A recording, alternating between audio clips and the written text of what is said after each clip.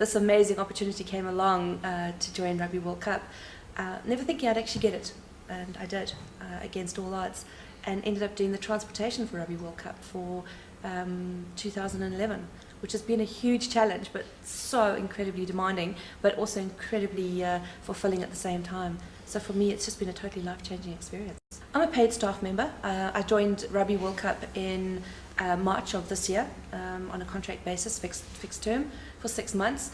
And when I say transportation, it is basically transferring teams, match officials, VIPs, judiciary, the opening ceremony to the games as well. That was all part of my job and task. So if you don't have a team and you don't have match officials, you don't have a Rugby World Cup.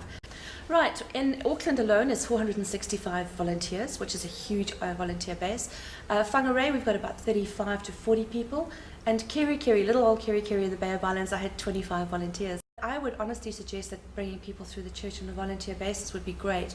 There's just a really different set of skills that come through. You'll just see those people tend to go a little bit further and have a much more dedicated sense to volunteering. Volunteering is one of those strange ones. You do it because you want to do it. And in my 465 volunteers in Auckland, some have been challenging. They really have been challenging. And I don't think they've actually volunteered with the heart of what volunteering is all about. But the people that I've met that are totally different, you get to talk to them and you find out they're Christians. They've come from churches and they're just really special, very, very special. They really throw themselves into what they're doing and make a huge difference. And they tend to be the ones that you really look to for helping you out on special support. They're the ones that also uplift you when you're having a tough day. And I have learned in the months that I've been working, your volunteers are the heart and soul of what you do. Rugby World Cup is running on over 6,000 volunteers throughout the country. Yeah, I would strongly suggest that Engage gets involved in that kind of thing, because again, it's the quality and the caliber of people that come out that just make the difference. It's those kind of people that you can rely on. Every time I look at the job that I've done, when you're in it, it's a job and you're busy doing it and you don't realize the extent of how huge it is.